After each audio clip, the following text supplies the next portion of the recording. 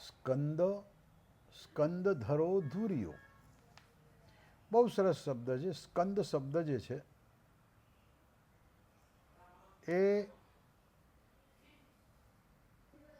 જેમ વાયુ પવન આવે છે સૂકવે છે, સ્કંદધર જે ધર્મના માર્ગને ધારણ કરે છે.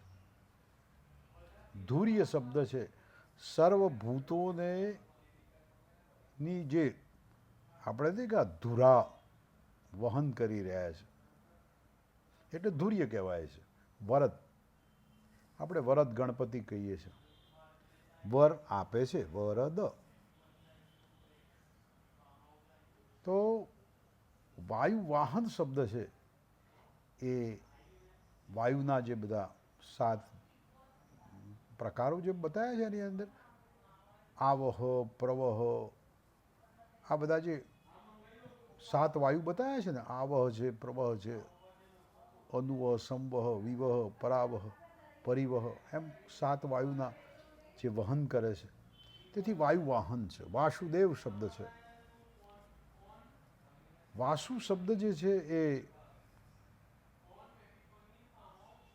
વસવું એટલે સર્વમાં જે વસે છે, સર્વમાં જે વસે છે એ વાસુદેવ શબ્દ છે. એટલે વાસુ પણ છે અને દેવ પણ છે. તો વાસુદેવ શબ્દ છે. બૃહદભાનુ જે નક્ષત્રો વગેરે જે છે, ભાનવહ જે મહાન કિરણો છે, તો એ ભગવાનનું બૃહદભાનુ રૂપ બતાવ્યું છે અહીંયા આગળ. આદિદેવ સર્વનો આદિ કારણભૂત છે એ આદિદેવ છે. પુરંદર, પુરંદર શબ્દ જે છે એ પુરંદર જે દેવોના નગરો પુર એનો જે ધ્વંસ કરવાથી એ પુરંદર છે. અશોકસ્તારણસ્તાર શૂરસૌરી જનેશ્વર અનુકૂળ સતાવર્ત પદ્મી પદ્મ નિવેક્ષણ. અશોક શબ્દ છે. મને બહુ બહુ સરસ વસ્તુ અશોક શોકનાશન એટલે પેલું આસોપાલવનું પાન હોય ને એ આપણે કર્મકાંડની અંદર ભાઈ આસોપાલવ બાંધો, શોકનો નાશ કરે. એટલે તમે જોજો કે માંગલિક કામો હોય એમાં પેલું આસોપાલવના તોરણ મૂકવામાં આવે છે. એ અશોક શબ્દ છે. તો જે શોક જે છે એનો નાશ કરનાર અશોક, અથવા બીજા શબ્દમાં એમ કે શોક રહિત છે, અશોક. તો શોક પણ એક ઉર્મિ છે. તો તારણ સંસાર સાગર ને આપણે તરાવે છે એટલે તારણ છે. તાર જન્મ, મૃત્યુ, જરા, ગર્ભ આ બધી અવસ્થાઓમાં એનું જે ભય છે એમાં જે તારે છે એ તાર. શૂર શબ્દ બચાવ્યું છે, પરાક્રમ કરે છે એટલે શૂર છે. સૌરી શબ્દ છે એટલે શૂરનો પુત્ર એ સૌરી, વસુદેવનો પુત્ર હોવાથી સૌરી પણ શબ્દ છે. જનેશ્વર, જન એટલે જીવો, જીવોનો ઈશ્વર એટલે જનેશ્વર છે. અનુકૂળ સતાવર્ત જે અનુકૂળ શબ્દ છે એ આત્મરૂપે સર્વને અનુકૂળ છે. તો ભગવાન આત્મભાવે અનુકૂળ છે. આપણે ક્યાં કહીએ છીએ આત્મા અનુકૂળ નથી આવ્યું, ક્યાં બોલીએ છીએ? તો આત્મતત્વ છે. હું ઘણી વખત એનું વર્ણન કરવામાં કરતો હોઉં છું કે જેમ સૂર્ય છે એના કિરણો છે, સૂર્ય એને પરમાત્મા ગણો, એના કિરણોને આત્મા ગણો. તો કિરણ સૂર્યથી જુદા છે?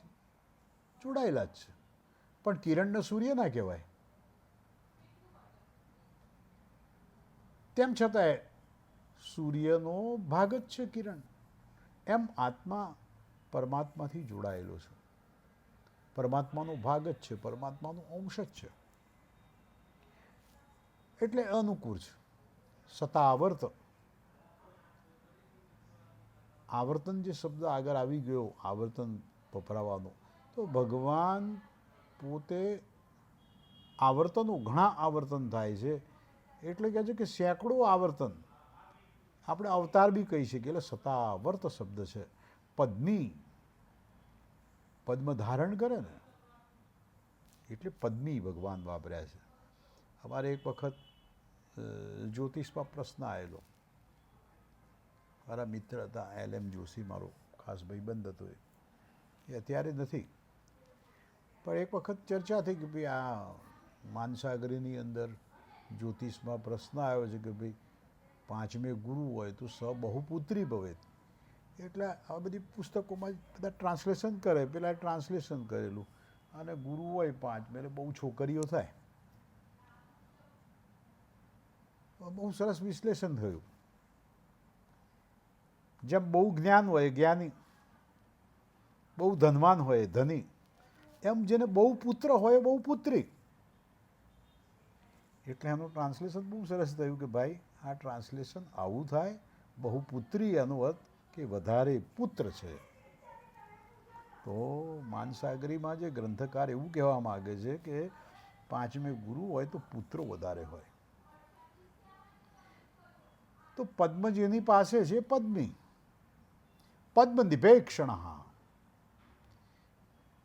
જો અહીં શબ્દ પદ્મ નિભેક્ષણ શબ્દ વાપર્યો છે કે જેની આંખો છે એ પદ્મ સમાન કમર જેવી છે, એટલે પદ્મ નિભેક્ષણ છે. પદ્મનાભો રવિંદાક્ષ પદ્મગર્ભ શરીરભૂત. મહર્ષિ રુદ્ધો રુદ્ધાત્મા મહાક્ષો ગરુડધ્વજ. પદ્મનાભ, આપણે જાણીએ છીએ કે નાભીમાં પદ્મ પેલું કમર આવે છે ને, તો આપણે ચિત્ર વિષ્ણુનું જોતા આવીએ છીએ. અરવિંદાક્ષ શબ્દ છે. પદ્મનાભ અરવિંદ અક્ષ, અરવિંદ એટલે કમર શબ્દ છે, જેમની આંખો કમર સમાન છે. પદ્મગર્ભ, હૃદયરૂપ કમર, એના મધ્યમાં જેની ઉપાસના કરવામાં આવે છે એ ભગવાન પદ્મગર્ભ છે. શરીરભૂત, દેહધારીઓના શરીરો એનું પોષણ કરે છે ને, એટલે શરીરભૂત છે. જેમ પેલી મેં આત્માની વાત કહી, આત્મા છે એની જોડે માયા જોડાઈ છે. માયા પંચ મહાભૂત છે, અગ્નિ ભૂમિ વાયુ વારી આગન બધી તત્વોને બનતું જાય અને કોષો બને ને કોષોના સમૂહો થાય, એ સમૂહોથી આ દેહ જીવ બને છે.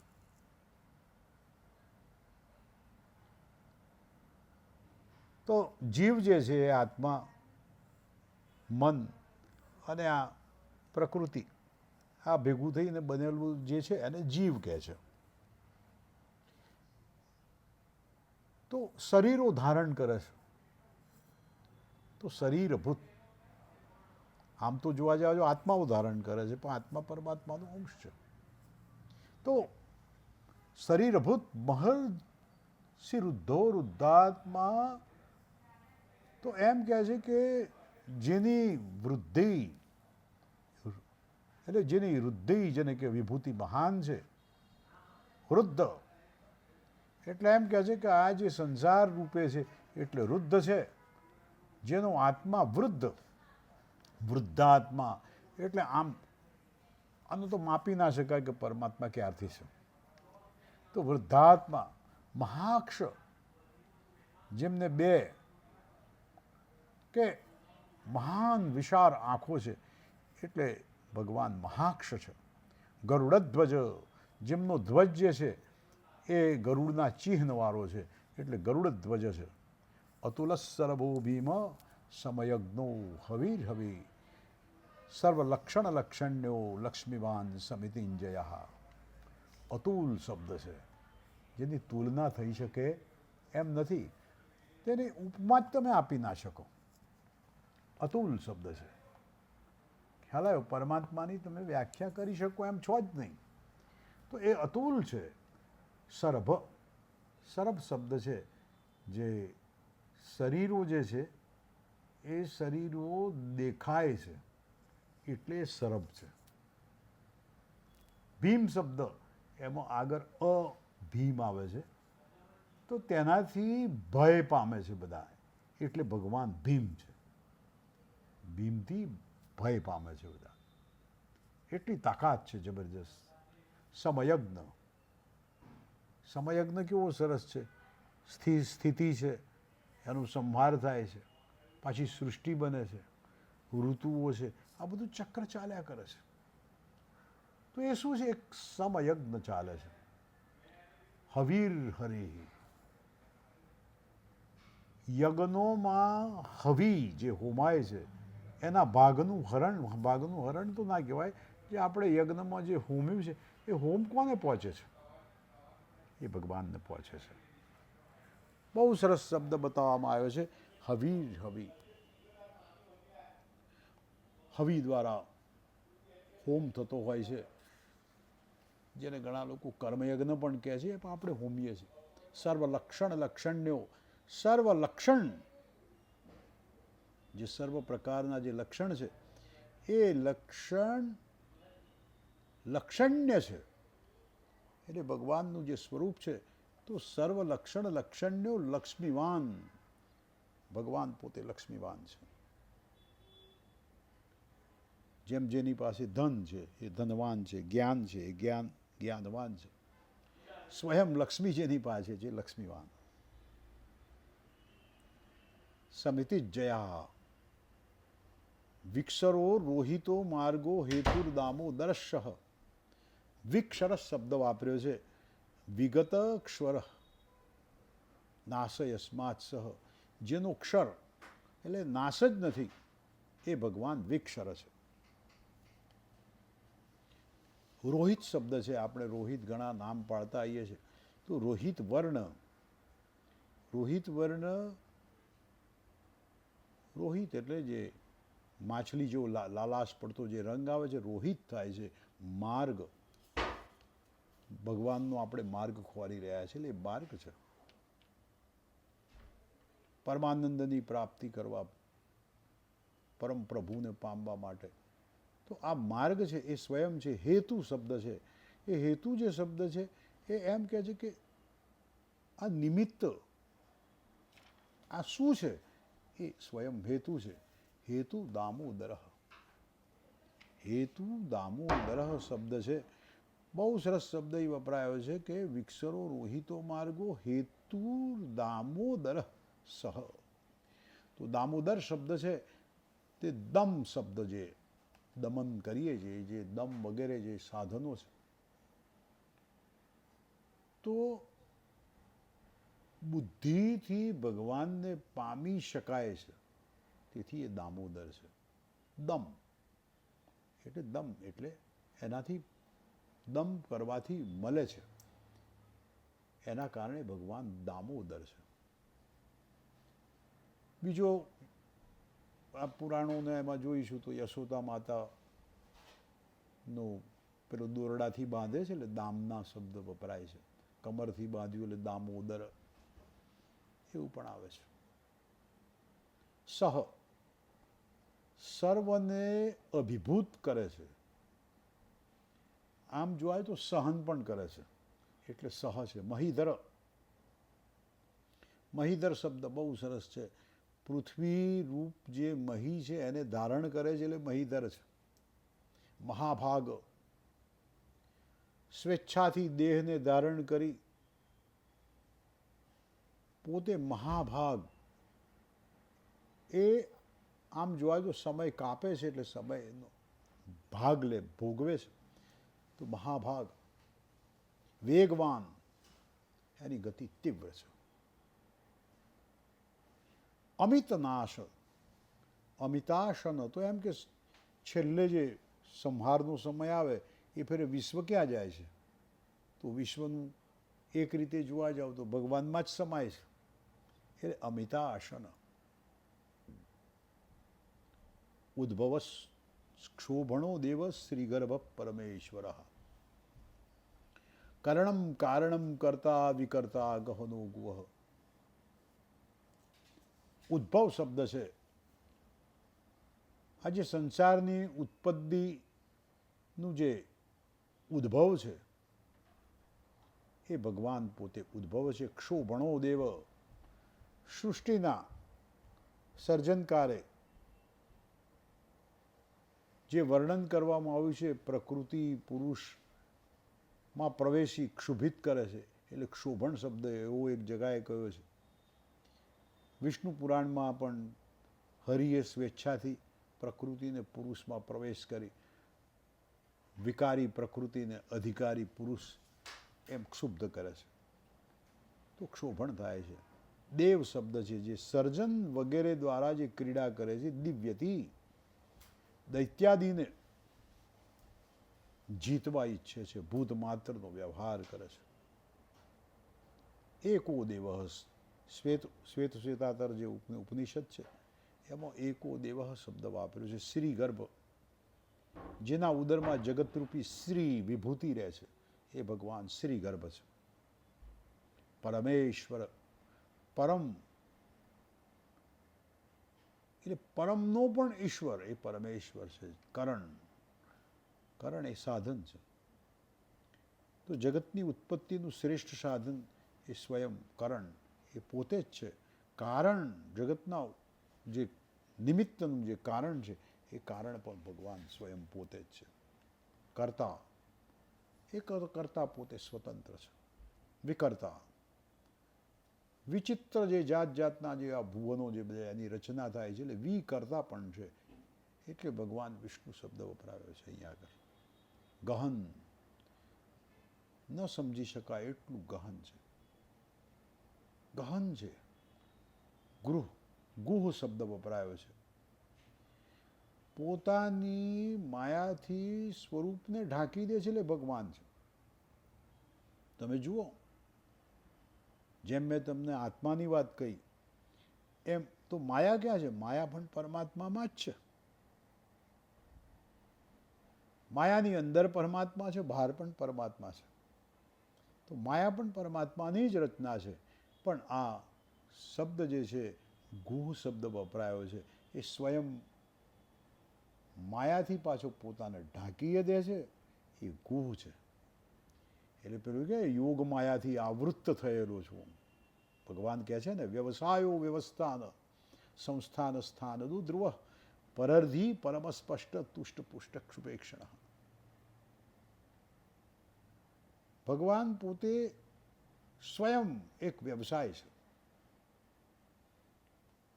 એ શા માટે કયો વ્યવસાય કરી રહ્યા છે? પણ એ કરી રહ્યા છે વ્યવસ્થાન. જે સર્વ વ્યવસ્થા છે એ વ્યવસ્થાન છે. સંસ્થાન, ભગવાનમાં ત્રણેયકાર કે આ પ્રલય રૂપ જે સ્થિતિ છે એ બધું જે સ્થાન જે છે એ સંસ્થાન છે. સ્થાનદ,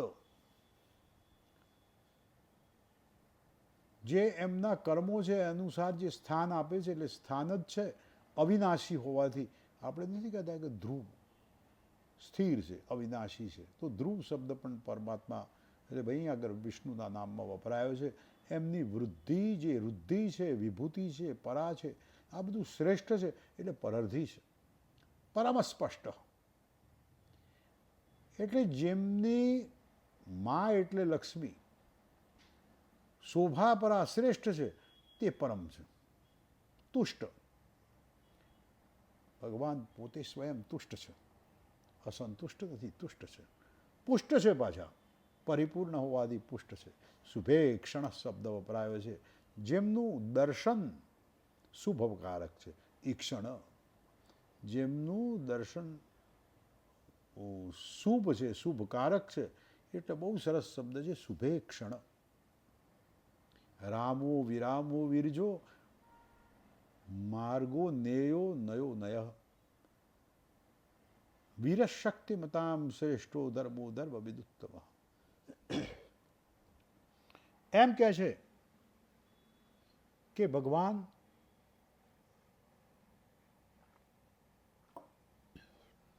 રામો વિરામો વિરજો.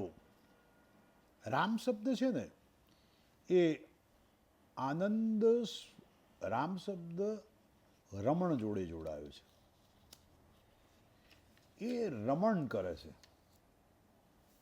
રમણ કરે છે એટલે નિત્ય આનંદ સ્વરૂપ ચિદાત્મા જે રમણ કરે છે એટલે રામ છે. અને આપણે દશરથના પુત્ર રામને પણ જે રામાયણમાં રામનું વર્ણન કર્યું છે. અને આપણે ગુજરાતીમાં તો આત્માની જગાએ રામ વાપરીએ છીએ. એનું રામ જાણે. ભાઈ કોણ છે તો આ ભાઈનું વાતનું જે હોય સાચું, પણ એનું રામ જાણે, એનું રામ જાણે, અર્થાત આત્મા. તો અહીં આગળ રામ શબ્દનો ઉપયોગ રામ, રામો, પછી વિરામ શબ્દ વાપર્યો છે. પ્રાણ માત્ર એનો વિરામ. હવે પ્રાણનો વિરામ ક્યાં થાય? તો પ્રાણ માત્રનો વિરામ છે એ વિરામ પણ ભગવાન જ છે. વિરત શબ્દ છે. વિષયનું સેવન જે છે એમાં રાગ નથી. વિરત, વિરત નથી, વિરત છે. માર્ગ જેને જાણીને યોગીઓ અમર થાય છે એ માર્ગ છે. નેય, નેય એક જ્ઞાનથી જીવને પરમાત્મા ભાવ તરફ લઈ જાય છે. એટલે ભગવાન નેય છે. નય, નય એટલે લઈ જવું, નયતિ, નય લઈ જવું. તો લઈ જાય છે. તો એ લઈ જનાર નય કોણ છે? એ નય છે અનય. એને દોરનાર કોઈ નથી.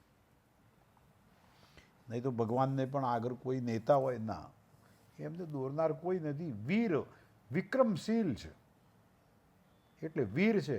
શક્તિમતામ શ્રેષ્ઠ. બ્રહ્માદિ વગેરે જે શક્તિશાળીઓ છે એમાં પણ શક્તિશાળી હોવાથી એ શક્તિમતામ શ્રેષ્ઠ છે. ધર્મો ધર્મ વિદુત્તમ. સર્વભૂતોનો ધારણ કરવાથી એ ધર્મ છે. તો ધર્મ શબ્દ છે, આપણે ધર્મ શબ્દ વાપરીએ છીએ આપણા, નહીં કે આ મારો ધર્મ છે, કે ધર્મનું ફરજમાં પણ વાપરીએ છીએ. પણ આ ઘણા લોકો ધર્મને રિલિજિયન જોડે જોડી દે છે. પણ ધર્મ એક ફરજ, પોતાની ફરજ બજાવી રહ્યા છે. તો આ મારો ધર્મ છે, હું મારો ધર્મ પાલન કરું છું. પણ ઘણા લોકોને આપણે સમજાવતા થાકી જઈએ છીએ. ધર્મ એટલે આ રિલિજિયન પકડી લે છે. એ ધર્મ એ પોતાની ફરજ છે.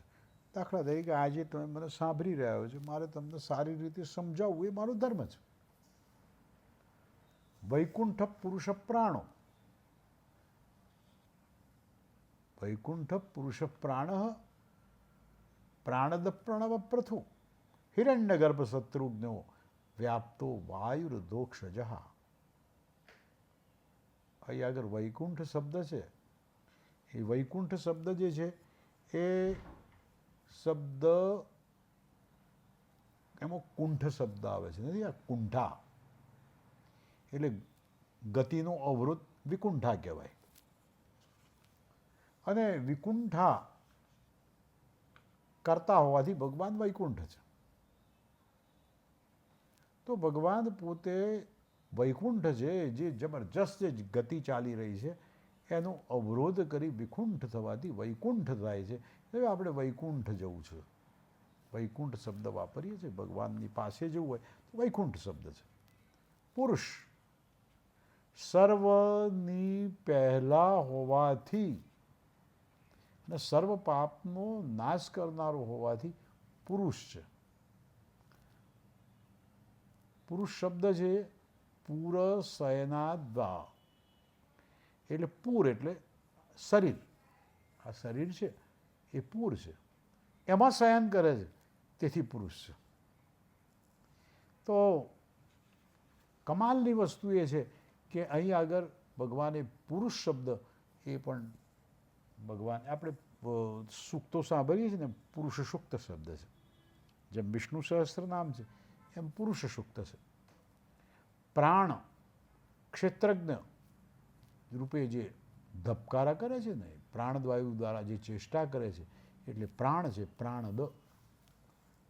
દ શબ્દ આવે ત્યાં આપવાની વાત આવે છે, પ્રાણ આપનાર છે. તો પ્રણવ, પ્રણવ શબ્દ તો ઓમકાર ઉપર તો જેટલું કહીએ એટલું ઓછું છે. વેદોની અંદર પણ ઓમ શબ્દ તો પ્રણવ કહેવાય છે. પૃથુ એટલે સંસારને વિસ્તારથી,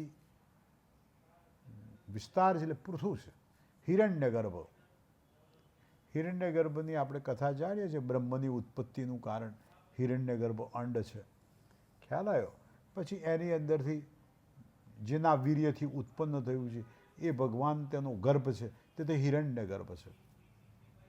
શત્રુઘ્ન શબ્દ પણ વિષ્ણુનું એક નામ છે કે દેવોના શત્રુઓને જે ઘ્ન એટલે હણી કાઢે છે, તો શત્રુઘ્ન.